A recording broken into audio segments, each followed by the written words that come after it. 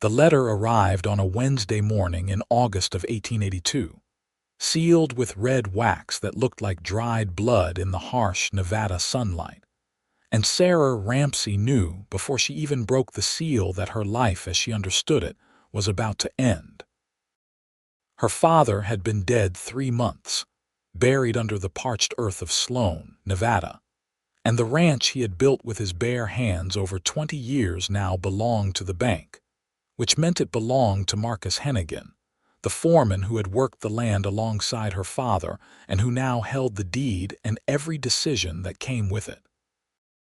The letter informed her in cold, precise language that she would marry Marcus in 2 weeks' time, that this arrangement had been agreed upon before her father's death as payment for debts owed, and that refusal would result in her immediate removal from the property with nothing but the clothes on her back.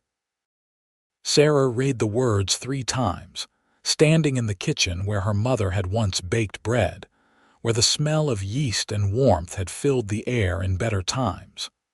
Now the room felt hollow, the August heat pressing down through the thin roof like a physical weight. She was 22 years old enough to know that women in her position had few choices, and that the world did not bend itself to accommodate their wishes. But she also remembered Marcus Hennigan's eyes, cold and gray as winter stone, and the way he looked at the ranch hands who displeased him, and the stories whispered about a wife he had buried 5 years ago under circumstances no one quite wanted to examine too closely. She folded the letter carefully and placed it on the kitchen table, her hands steady even though her heart hammered against her ribs. Then she walked outside into the blazing afternoon heat, past the barn where her father's horses still stamped and snorted, past the well he had dug with his own hands, out to the fence line where the land stretched away toward mountains that shimmered blue and distant in the heat haze.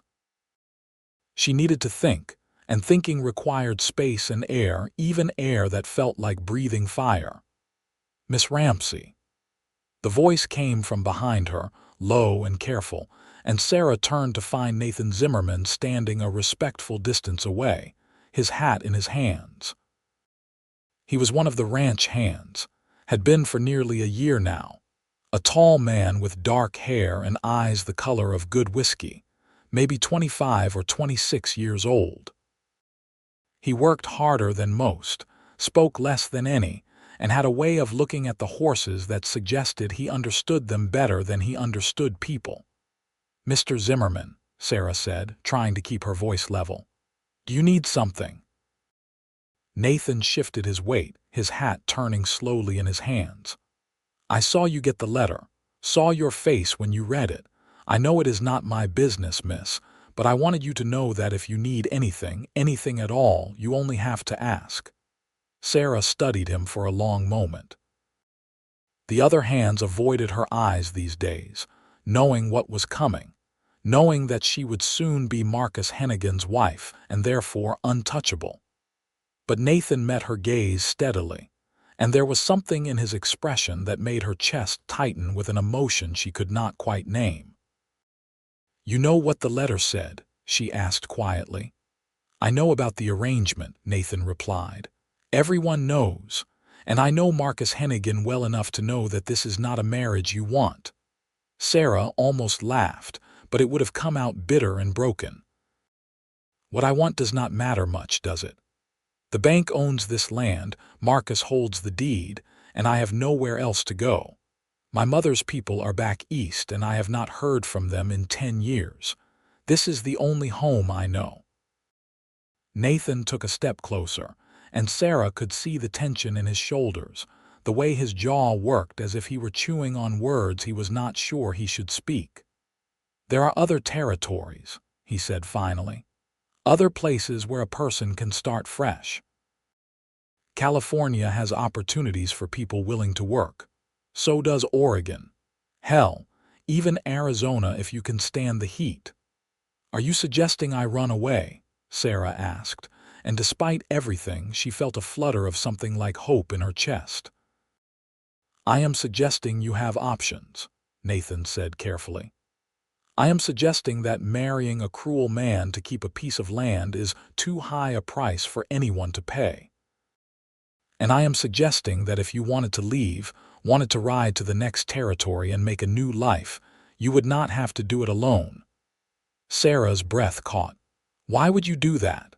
Risk your job, risk everything, for someone you barely know. Nathan looked out toward the mountains, his expression distant. My mother was married to a cruel man, he said quietly. My father. He broke her down piece by piece until there was nothing left of the woman she had been. She died when I was 15, and I swore then that if I ever had the chance to help someone escape that fate, I would take it. So I am taking it now. If you want to leave, Miss Ramsey, I will ride with you. I have money saved, enough to get us to California and set us up for a few months while we find work. After that, you would owe me nothing. You could go your own way, make your own life, and I would not ask for anything more. Sarah turned away from him, her eyes stinging with tears she refused to shed. The offer was insane, reckless, the kind of thing that only happened in dime novels and fever dreams.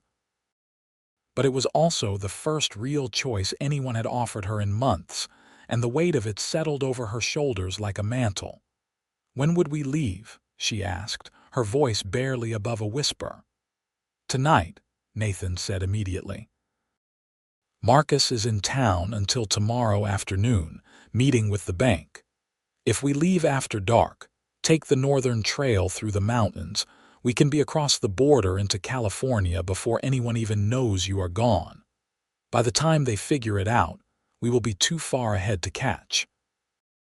Sarah closed her eyes, thinking of her father's grave, of the house where she had grown up, of everything she would be leaving behind.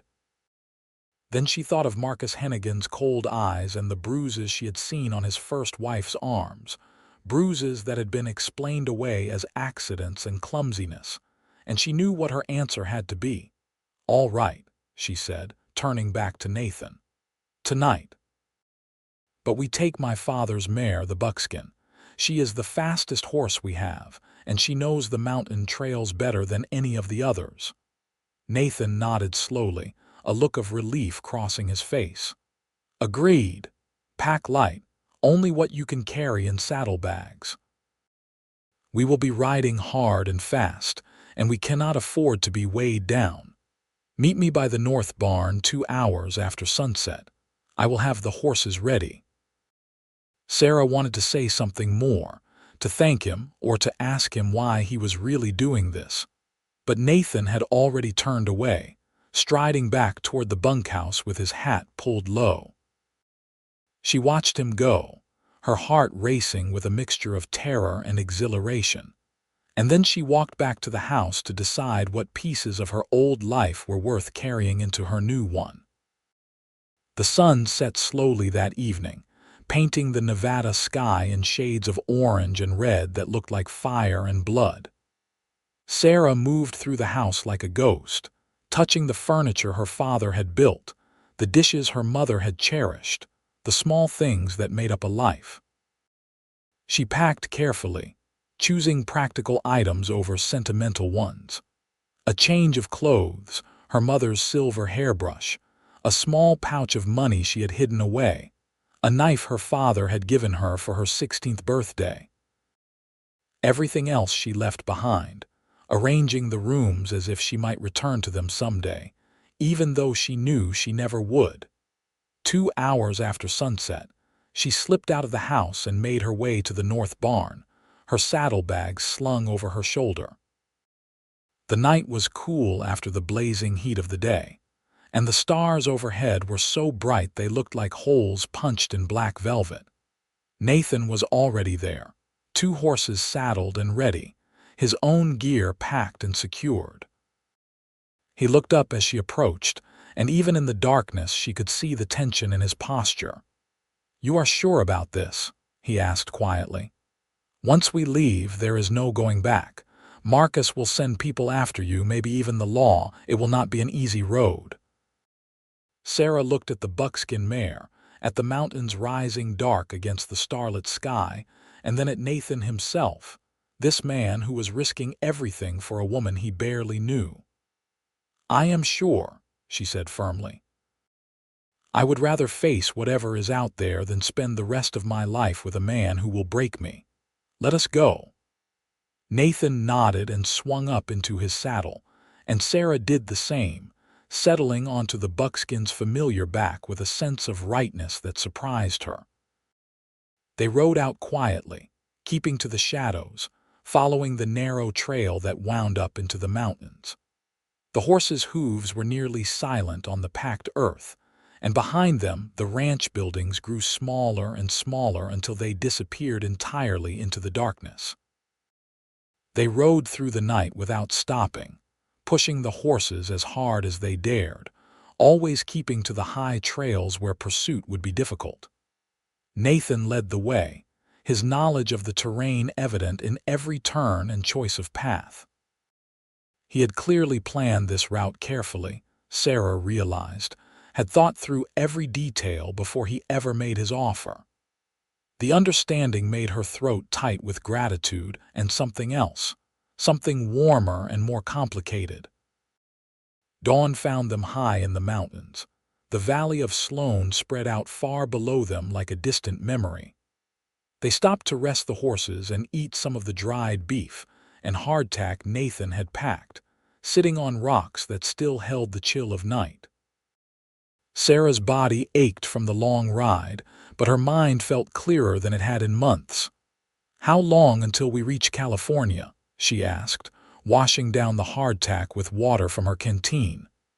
"3 days if we keep this pace," Nathan replied. "There is a settlement called Bridgeport just over the border. We can rest there, resupply, decide on our next move. From there, it is another week to Sacramento if we want to head for the cities, or we can go south toward the mining towns if you prefer somewhere smaller."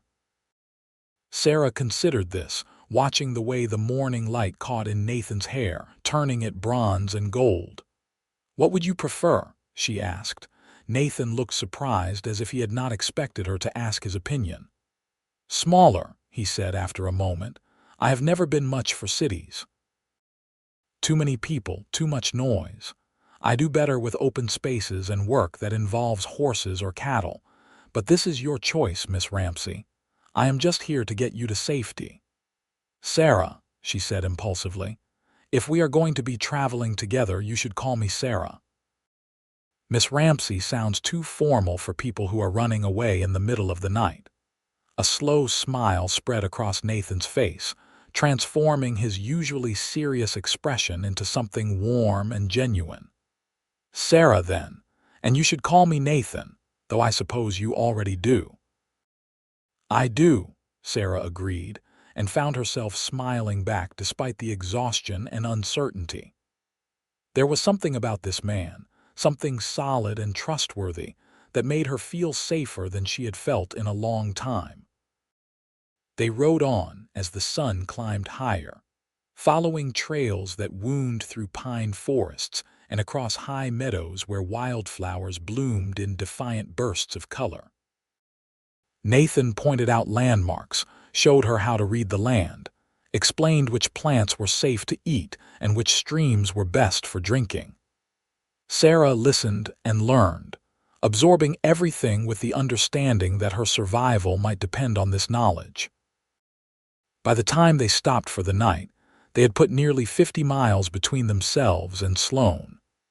They made camp in a small grove of trees beside a stream, and Nathan built a fire small enough to provide warmth without sending up telltale smoke.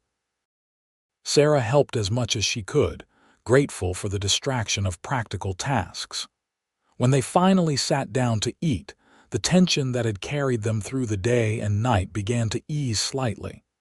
"Tell me about California," Sarah said, watching the fire dance between them. "Have you been there before?" Nathan nodded, chewing thoughtfully on a piece of jerky. "Once, about 3 years ago. I worked a ranch near Sacramento for 6 months before drifting back east. It is beautiful country, green in a way Nevada never is. The weather is milder, the land is more forgiving. There are opportunities there for people willing to work hard and keep their heads down. Is that what you want? Sarah asked. To work on someone else's ranch forever? Nathan was quiet for a long moment, staring into the fire. What I want, he said finally, is to have a piece of land of my own someday. Nothing grand, just enough for some horses and cattle, a place where I can build something that will last. But that takes money, and money takes time, so yes, I suppose I will be working on someone else's ranch for a while yet. Sarah heard the longing in his voice, the carefully contained dream, and she understood it because it was not so different from her own. My father used to say that the only thing worth having is something you build yourself, she said softly. He built our ranch from nothing, turned bare land into something productive and good. I always thought I would help him run it, that it would be mine someday. I guess I was naive. You were not naive, Nathan said firmly, looking up to meet her eyes.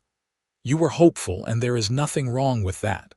What happened to you, what Marcus tried to force on you, that is not your fault. The world is hard on women, harder than it should be. But you are doing something about it now. You are taking control of your own life. That takes courage. Sarah felt heat rise to her cheeks that had nothing to do with the fire. I could not have done it without you, she said. You risked everything to help me, and I still do not fully understand why. Nathan poked at the fire with a stick, sending up a small shower of sparks.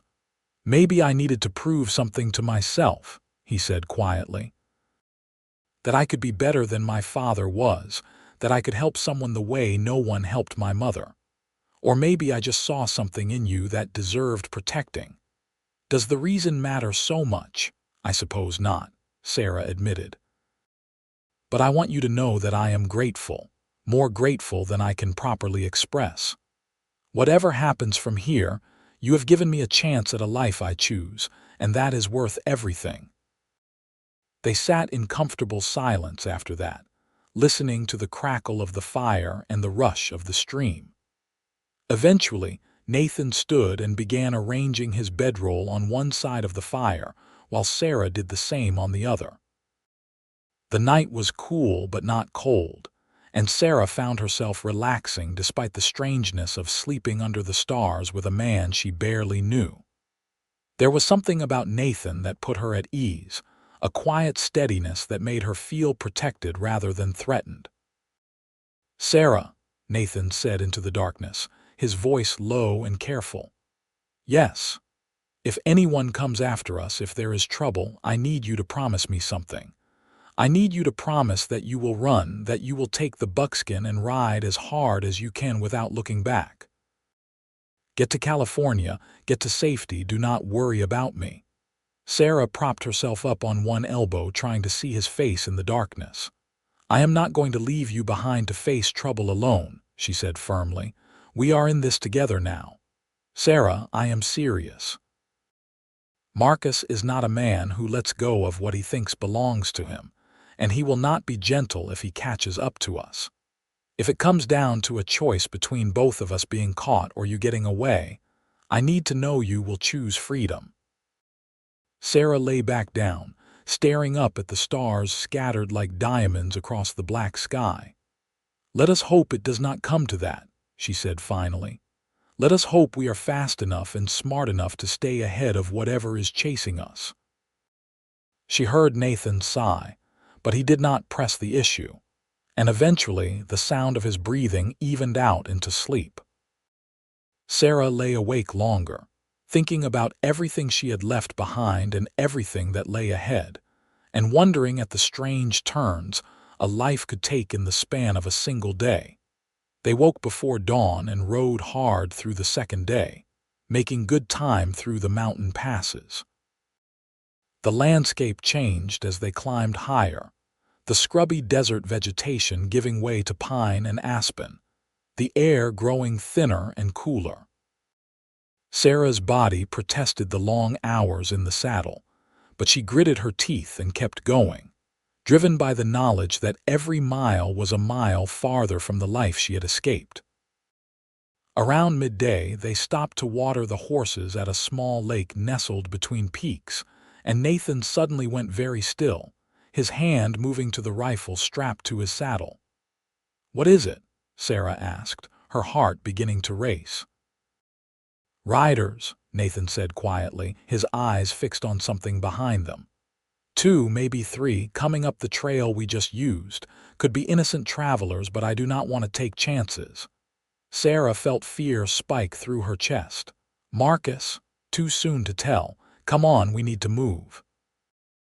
They mounted quickly and pushed the horses into a faster pace, leaving the trail and cutting across rough country where pursuit would be harder. Sarah bent low over the buckskin's neck, trusting the mare to find her footing on the rocky terrain. Behind them, the sound of other horses echoed off the mountains, and Sarah realized with cold certainty that they were being followed deliberately.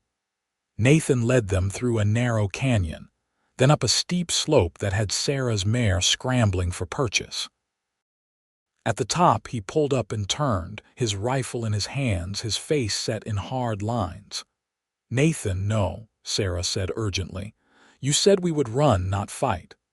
"I said you would run," Nathan corrected, his eyes never leaving the canyon below. "But I need to slow them down, make sure they cannot follow too closely. Keep going west, follow the sun. There is a line shack about 10 miles from here, right where the tree line ends. Wait for me there, and if I do not come by nightfall, you go on without me." Sarah opened her mouth to argue, but Nathan cut her off with a look that was both fierce and pleading.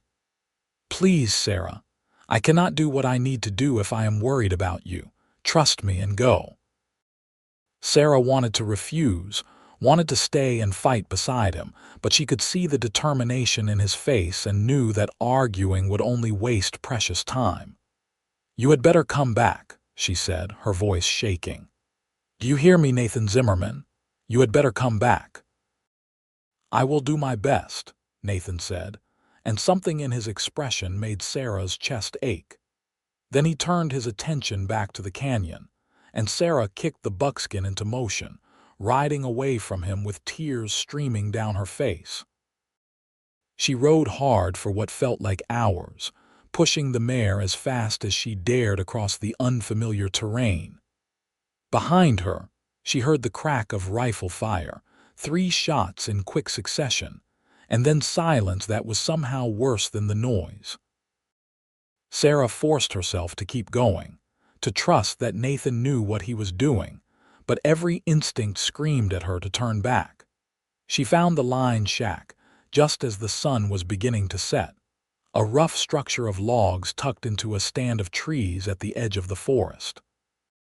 The door hung crooked on its hinges, and the single window was filmed with dirt, but it was shelter, and it was where Nathan had told her to wait. Sarah unsaddled the buckskin, rubbed her down as best she could, and then settled in to watch the trail and wait. Darkness fell, and Nathan did not come. Sarah paced the small space of the line shack, her mind conjuring increasingly terrible scenarios. He had been shot, he had been captured, he had been killed trying to buy her time to escape. She should never have left him, should never have agreed to run while he faced danger alone. The guilt sat heavy in her stomach, making it impossible to eat the small amount of food she had brought with her. She was considering saddling the buckskin and riding back to look for him when she heard the sound of a horse approaching. Sarah grabbed her father's knife and positioned herself beside the door, her heart hammering so hard she thought it might burst from her chest. The horse stopped outside, and then the door creaked open, and Nathan stumbled through it, his shirt torn and blood staining his left shoulder. "Nathan!" Sarah dropped the knife and rushed to him, helping him to the rough bench that served as the shack's only furniture. "You are hurt, let me see." "It is not bad," Nathan said, though his face was pale and pinched with pain. "Bullet grazed me, went straight through. I have had worse." Sarah pulled his shirt aside with shaking hands and saw that he was right. The wound was a deep graze rather than a true penetration, but it was still bleeding and needed attention. She tore strips from her spare shirt and used water from her canteen to clean it as best she could, then bound it tightly while Nathan sat stoically, only a slight tightening around his eyes betraying his discomfort. "What happened?" Sarah asked as she worked. "Who were they?" "Marcus's men," Nathan said grimly. "3 of them, including that bastard Chet Reynolds who works as his second. I managed to hit one of their horses, sent it lame, and that slowed them enough that I could lose them in the rocks. But they are still out there, Sarah, and they know roughly which direction we are heading. They will not give up easily." Sarah finished tying off the bandage and sat back, her hands shaking. "This is my fault. If you had not stopped to help me, you would not be bleeding and running for your life." Nathan reached out with his good arm and caught her hand, his grip firm despite his injury. "Look at me," he said, and Sarah raised her eyes to his. "This is not your fault. This is Marcus Hennigan's fault for being the kind of man who treats women like property. And it is my choice to be here, my choice to help you. I knew the risks when I made the offer, and I do not regret it. Do you understand?" Sarah nodded, her throat too tight to speak. Nathan's hand was warm around hers, calloused and strong, and the touch sent a shock of awareness through her that had nothing to do with fear or gratitude. "We need to keep moving," Nathan said after a moment, reluctantly releasing her hand. "They will pick up our trail again come morning, and I want to be across the border into California before they do. Can you ride through the night again?" "Yes," Sarah said firmly, pushing aside her exhaustion. "Whatever it takes." They rode out within the hour, moving more slowly now because of Nathan's injury but still covering ground steadily. The night was clear and cold, the stars brilliant overhead, and Sarah found herself riding close beside Nathan, wanting to be near enough to catch him if he swayed in the saddle. But despite the pain he must have been feeling, Nathan sat straight and steady, guiding them through the darkness with the sure instinct of someone who had spent his life reading the land. Dawn broke over them as they crested a final ridge, and Nathan pulled up, gesturing ahead with a tired smile. "California," he said simply. "We made it." Sarah looked down at the valley spread before them, green and lush compared to the harsh Nevada landscape they had left behind, and felt something inside her chest loosen and expand. They had done it. Against all odds, they had escaped. "Bridgeport is there," Nathan said, pointing to a cluster of buildings visible in the distance. "We can rest, get proper supplies, let this shoulder heal a bit before we decide where to go next." They rode down into the valley as the sun climbed higher, and Sarah felt the fear that had gripped her for the past 2 days begin to ease. By the time they reached the outskirts of Bridgeport, she was almost giddy with relief and exhaustion, swaying in the saddle despite her best efforts to stay alert. Nathan found them a boarding house run by a weathered woman named Mrs. Chen, who asked no questions and simply showed them to 2 small rooms at the back of the building. Sarah collapsed onto the narrow bed in hers without even removing her boots, and sleep claimed her instantly.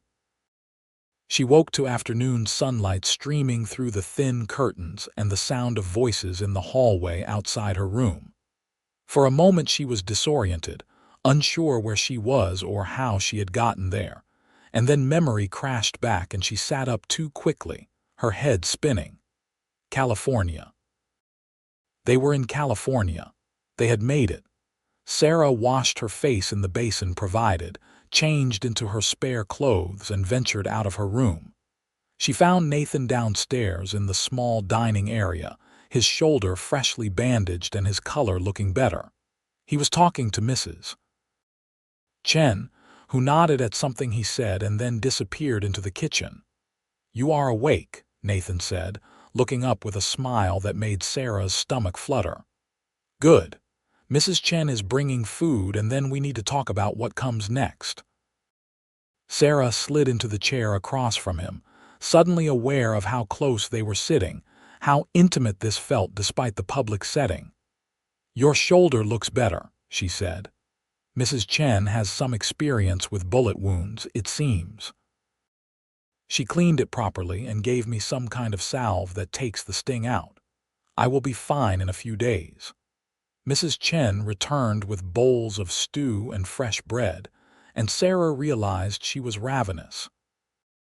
They ate in companionable silence, and Sarah found herself watching Nathan when she thought he was not looking, noticing the strong line of his jaw, the way his hands moved with casual competence, the kindness in his eyes when he met her gaze. "So," Nathan said when they had finished eating, pushing his bowl aside, "we have some decisions to make. I asked around town this morning, and there is a ranch about 30 miles south that is looking for hands. The pay is decent, and they have a small cabin that comes with the job if we are willing to share it. It would give us a place to stay while we get our feet under us, save up some money, figure out what we want to do long term." Sarah considered this, turning the idea over in her mind. "Share a cabin," she said carefully. "People will talk, a man and woman living together unmarried." Nathan's face colored slightly. "I thought about that. We could say we are married, that you are my wife. It is not uncommon for ranch hands to have wives who help with the work. Or if that makes you uncomfortable, we could ask for separate quarters, though that might be harder to arrange." Sarah looked down at her hands, her heart beating fast.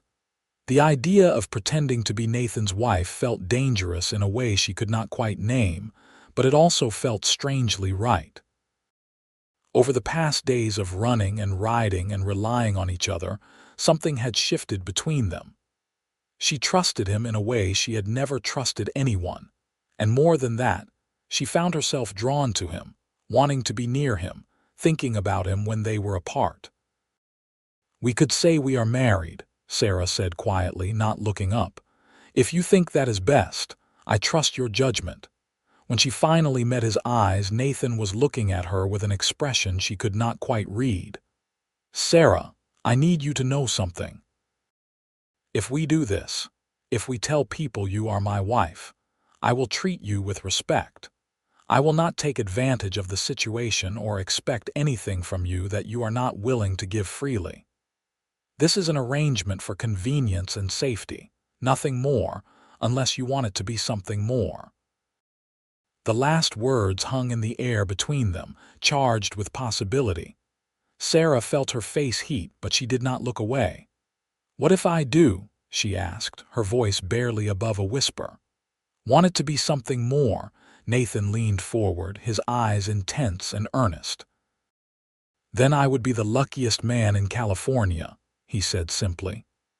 "But Sarah, we have known each other for such a short time, and it has all been crisis and running. I do not want you to feel obligated to me because I helped you escape. I want you to be sure to have time to think about what you really want." Sarah reached across the table and took his hand, marveling at her own boldness. "I know what I want," she said firmly. "I want a chance to see where this goes. I want to build something with you, whether that is a friendship or something more. These past few days have shown me that you are a good man, Nathan Zimmerman, the kind of man worth taking a chance on. So yes, let us tell people we are married. Let us go to that ranch and work together and see what happens." Nathan's fingers tightened around hers, and the smile that spread across his face was like sunrise. "All right then," he said softly. "All right, we will do this together."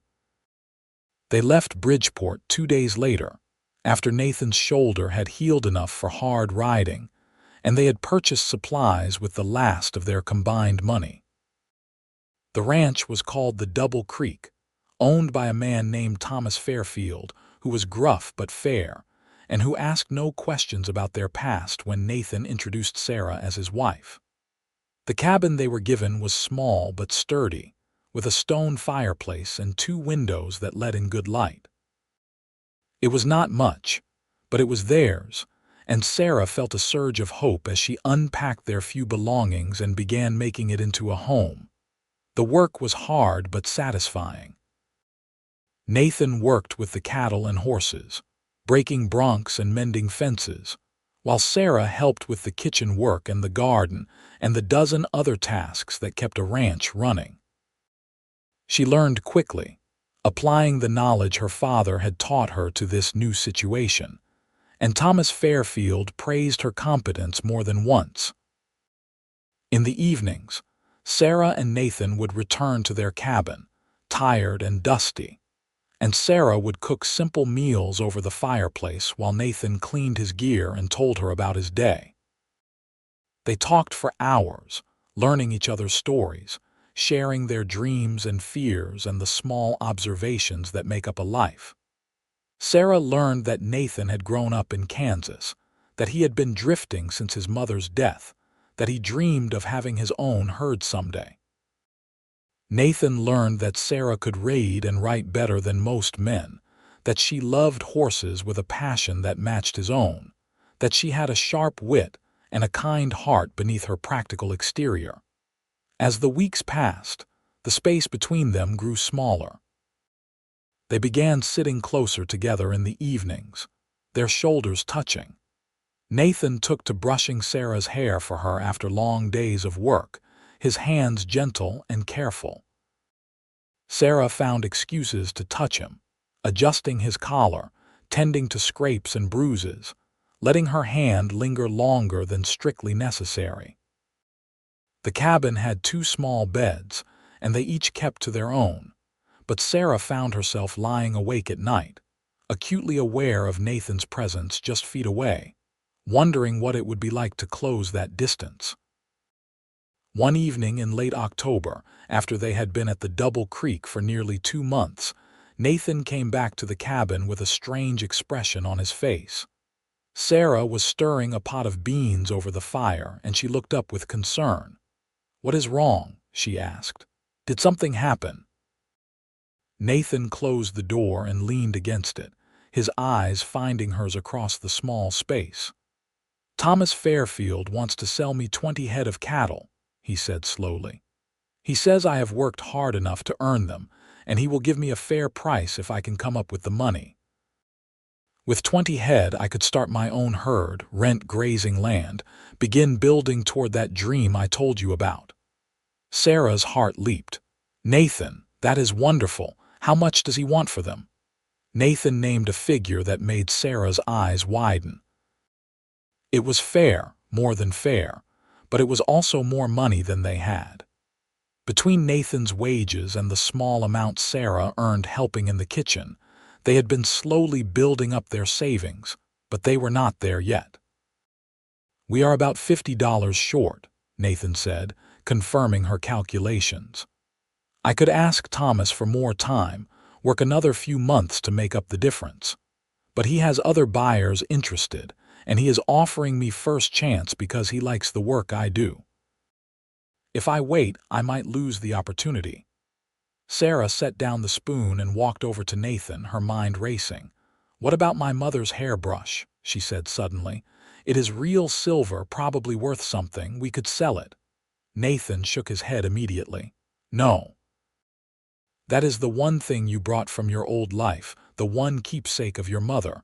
I will not ask you to give that up." "You are not asking," Sarah pointed out. "I am offering. Nathan, this is your dream. This is the chance you have been working toward. A hairbrush is just a thing, but this could be our future." Nathan straightened, his eyes searching her face. "Our future," he repeated softly. "Sarah, are you saying what I think you are saying?" Sarah took a deep breath, her heart pounding.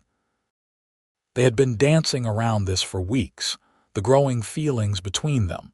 The way the pretense of being married had started to feel less like a pretense and more like truth. She could play it safe, could back away and pretend she had meant nothing by it, but she was tired of being safe. Safe had gotten her ordered to marry a cruel man. Bold had given her a chance at happiness. I am saying that somewhere along the way, this stopped being an arrangement and started being real, Sarah said, her voice steady despite her nervousness.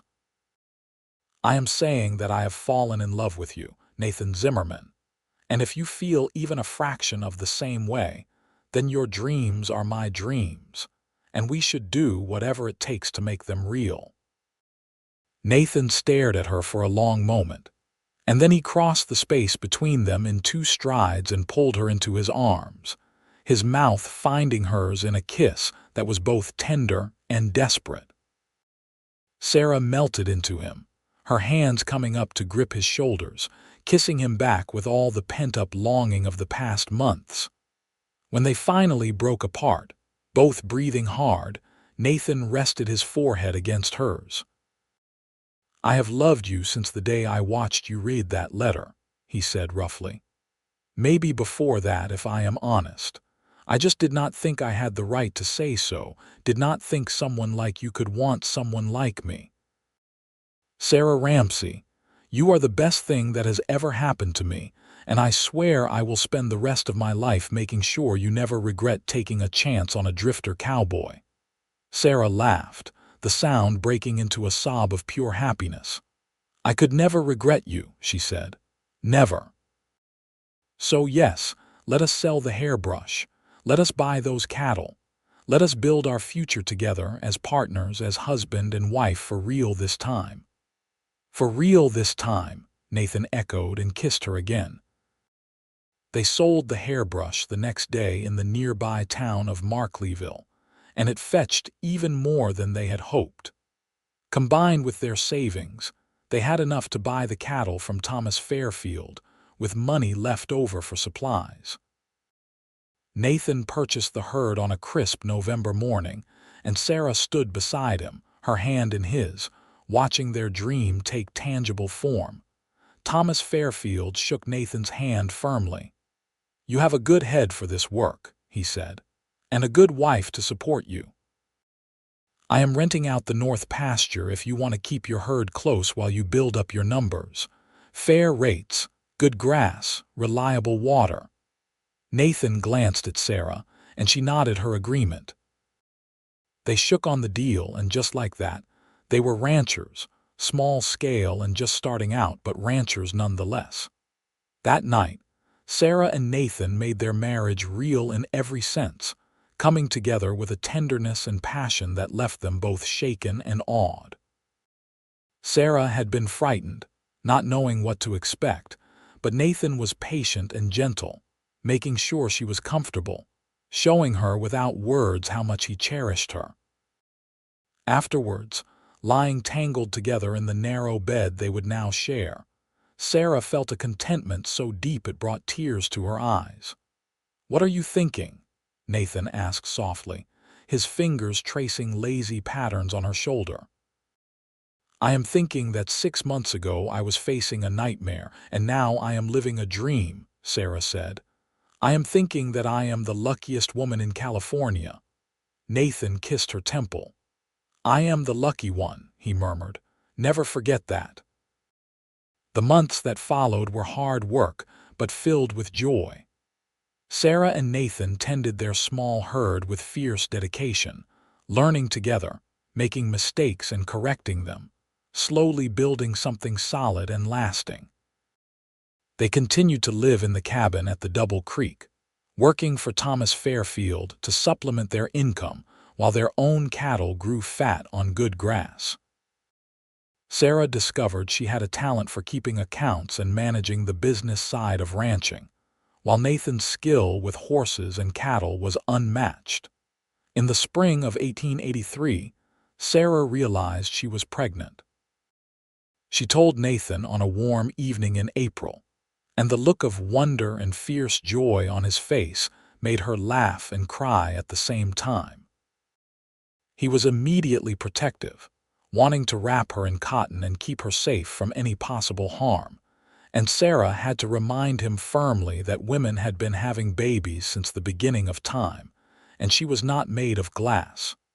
Their son was born in December of 1883, delivered by Mrs. Chen, who had traveled from Bridgeport at Sarah's request. They named him James after Sarah's father, and he was strong and healthy with his father's dark hair and his mother's determined chin. Nathan held his son with shaking hands and tears streaming down his face, and Sarah fell in love with him all over again, seeing the tenderness with which he cradled the tiny life they had created together. By the spring of 1884, their herd had grown to 50 head, and they had saved enough money to start looking for land of their own. They found it in a valley about 20 miles north of the Double Creek, 200 acres of good grazing land with a creek running through it, and a stand of timber perfect for building. They purchased it with money borrowed from Thomas Fairfield, who had become a friend and mentor, and spent that summer building their own house with help from the other ranch hands. It was a simple structure, just 4 rooms and a porch, but it was solid and well made, and it was theirs. Sarah cried when they moved in, carrying baby James across the threshold while Nathan brought their few possessions. This was what her father had built back in Nevada, this sense of ownership and belonging, and she had it again now, earned through hard work and determination and the love of a good man. In the years that followed, their ranch grew steadily. They added to their herd, built a proper barn, fenced their best pastures. Sarah kept the accounts and managed the business, her sharp mind for numbers helping them avoid the pitfalls that sank so many small operations. Nathan developed a reputation for breeding quality horses, and people came from miles around to purchase his stock. They worked long hours and went to bed exhausted most nights, but they were building something lasting, something they could pass down to their children. James was joined by a daughter named Martha in 1886, and another son named William in 1889. The house was never quiet, always filled with the noise of children and animals and the constant work of the ranch.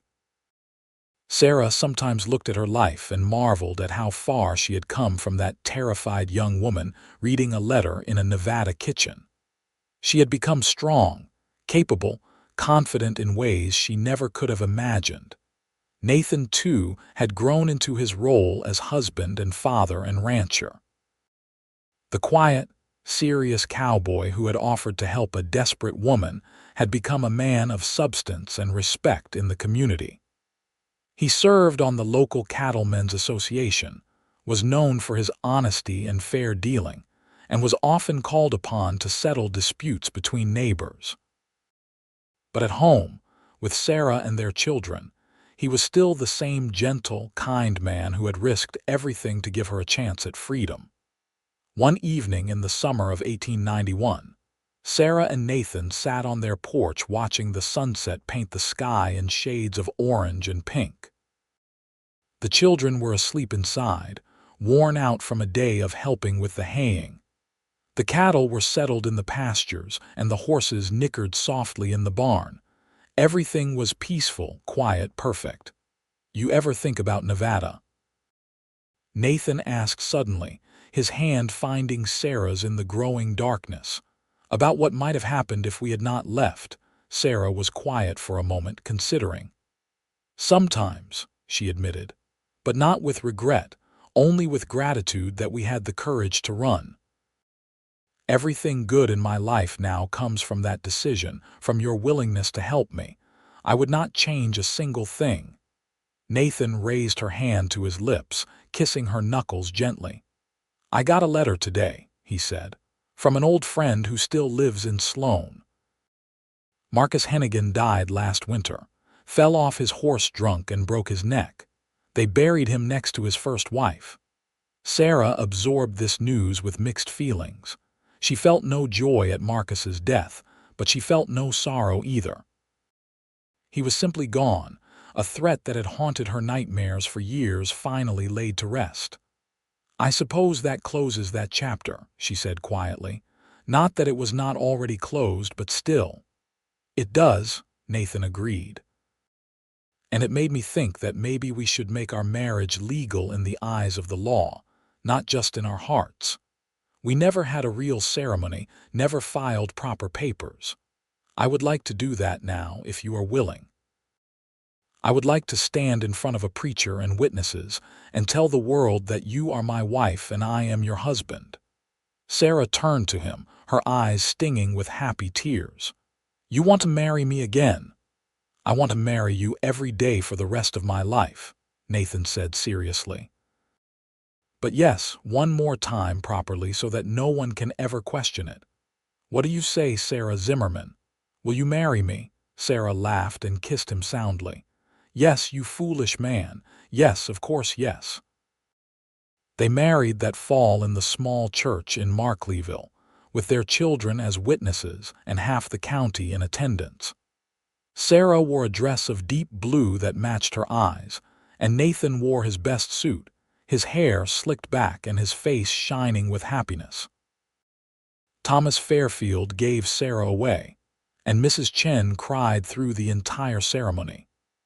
When the preacher pronounced them husband and wife, Nathan kissed Sarah with a thoroughness that made the congregation laugh and applaud. At the reception afterwards, held in their own barn decorated with wildflowers and bunting, Sarah found herself surrounded by friends and neighbors who had become like family. She looked around at the life she had built, at the community she belonged to, and felt a peace so profound it took her breath away. "What are you thinking?" Nathan asked, coming up behind her and wrapping his arms around her waist. Sarah leaned back against him, covering his hands with hers. "I am thinking that I started running from a nightmare and found myself in a dream," she said. "I am thinking that loving you is the best decision I ever made. I am thinking that I am home." Nathan tightened his arms around her, resting his chin on top of her head. "We are home," he agreed softly. "Together." As the years continued to unfold, the ranch prospered beyond even their hopeful expectations. By 1895, they had expanded to 500 acres and 200 head of cattle. Nathan's horse breeding program had become so successful that buyers came from as far as San Francisco to purchase his stock. Sarah had become a respected voice in local business circles, one of the few women whose opinion was actively sought on matters of finance and trade. Their children grew strong and capable, learning the ranch work from both parents, and the house rang with laughter and arguments and the messy, beautiful chaos of family life. James, at 12, was already showing his father's talent with horses, able to gentle even the wildest bronc with patience and quiet determination. Martha, at 9, was her mother's daughter, sharp with numbers and sharper with words, keeping her brothers in line with the force of her personality. William, at 6, was still finding his way, curious about everything, asking endless questions that both exasperated and delighted his parents. In the spring of 1896, Sarah realized she was pregnant again, a surprise given that she was nearly 36 years old.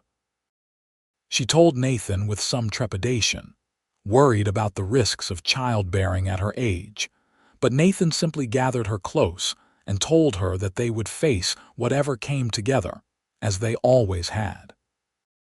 Their daughter Lucy was born in November of 1896, a small, fierce creature who came into the world screaming her displeasure and never really stopped.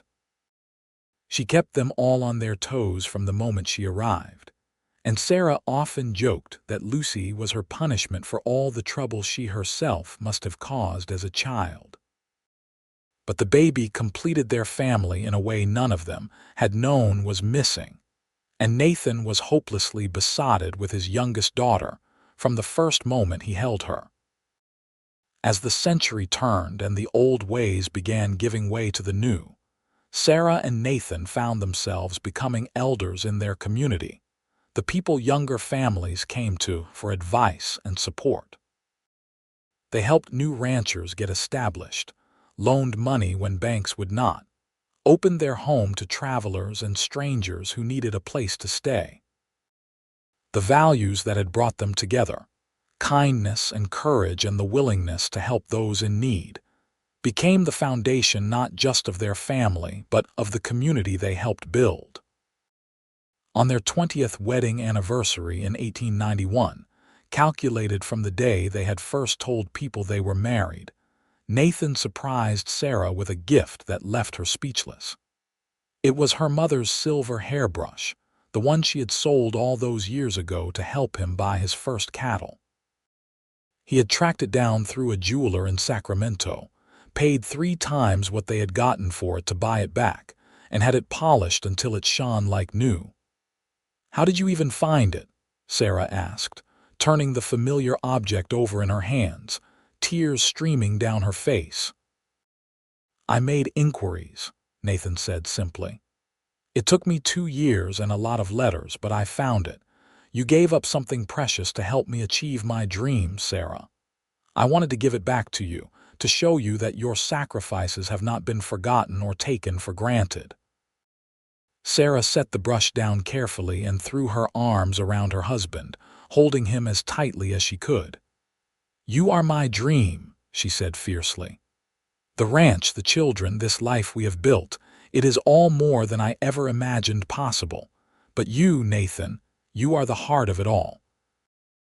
I love you more now than I did 20 years ago, and I will love you more still 20 years from now." Nathan held her close, his face buried in her hair. "We took a hell of a gamble, did we not?" he said softly, "running off into the night with nothing but hope and stubbornness to sustain us." "Best gamble I ever took," Sarah replied, "and I would do it again in a heartbeat." As they grew older, Sarah and Nathan began the process of teaching their children to run the ranch, knowing that someday it would pass to the next generation. James showed particular aptitude and interest, and by his 18th birthday in 1901, he was managing much of the day-to-day operations under his father's watchful eye. Martha, brilliant and restless, announced her intention to attend college in Sacramento, and Sarah and Nathan supported her despite the raised eyebrows from more traditional neighbors.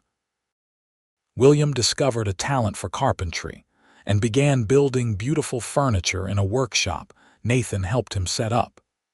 And Lucy, still fierce and determined at 5 years old, declared regularly that she was going to run the biggest ranch in all of California someday. In the summer of 1902, Sarah received a letter forwarded through multiple addresses. It was from a lawyer in Nevada, informing her that the bank in Sloan had finally closed and sold off its assets, including the deed to her father's ranch. The letter included a small settlement, her share from the sale of the property, along with a formal apology for the irregularities in how the foreclosure had been handled. The amount was modest, a few $100s, but it represented closure for a chapter of her life that had been left painfully open. Sarah showed the letter to Nathan that evening, and they sat together on the porch they had built with their own hands, looking out over land that truly belonged to them. "What do you want to do with it?" Nathan asked, nodding at the bank draft. Sarah thought for a long moment. "I want to set it aside for the children," she said finally. "For their education, for whatever they need to build their own futures. My father worked his whole life to build something for me, and it was taken away by circumstances beyond his control. But we have built something here that cannot be taken away, something solid and lasting. Let his legacy help our children achieve their dreams the way his loss helped me find mine." Nathan nodded slowly. "That sounds right," he agreed. "That sounds like exactly what your father would have wanted." They put the money in an account at the bank in Markleeville, earmarked for the children's futures. Martha would use part of it for her college tuition. William would use some to expand his carpentry business. James would eventually use his share to purchase additional land adjoining the ranch. And Lucy, when her time came, would use hers to start a horse breeding program that would become famous throughout California. As the years continued their steady march forward, Sarah and Nathan settled into the comfortable rhythms of a long marriage and a well-run ranch. They still worked hard, but they also made time to enjoy the fruits of their labor. They took trips to San Francisco, where Sarah marveled at the tall buildings, and Nathan felt claustrophobic and eager to return to open spaces. They hosted barbecues that drew half the county, with music and dancing that went on until dawn. They became grandparents as James married a sweet-natured rancher's daughter named Ellen, and produced 2 tow-headed boys in quick succession. Through it all, the love between them remained the central pillar of their lives. They still sat together on the porch most evenings, holding hands and watching the sun set over land they had earned through sweat and determination. They still made each other laugh, still argued about small things and agreed on everything that mattered. Nathan still looked at Sarah with wonder sometimes, as if he could not quite believe his luck. Sarah still felt her heart skip when Nathan smiled at her in that particular way that was only for her. On a warm evening in June of 1912, when Sarah was 52 and Nathan was 55, they sat on their porch watching their grandchildren play in the yard. James was managing the ranch now, doing a fine job of it, and Nathan had officially retired from the day-to-day work, though he still consulted on important decisions. Sarah had handed over the account books to Martha, who had returned from college with a business degree and a fierce determination to modernize their record-keeping. William had opened a furniture store in town and was becoming quite successful. Lucy, at 16, was already one of the best riders in the county and showed every sign of fulfilling her childhood promise. "You ever think about how different things might have been?" Sarah asked Nathan quietly. "If you had not offered to help me that day, if I had married Marcus Hennigan like I was ordered to." Nathan was quiet for a long moment, his hand tightening around hers. "I try not to," he said finally. "Because the thought of you suffering in that marriage, of never having this life we built together, it is too painful to contemplate. But Sarah, I want you to know something. Helping you was not just an act of kindness or a noble gesture. It was the most selfish thing I have ever done." Sarah turned to look at him, surprised. "What do you mean?"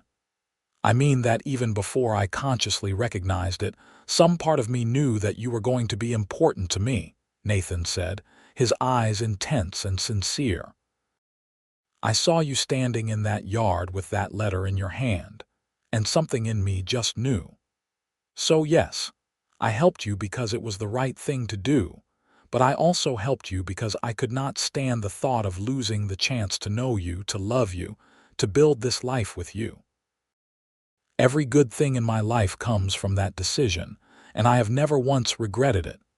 Sarah felt tears streaming down her face, and she did not try to stop them. After 30 years of marriage, Nathan could still make her cry with the depth of his love. "You saved me," she said softly.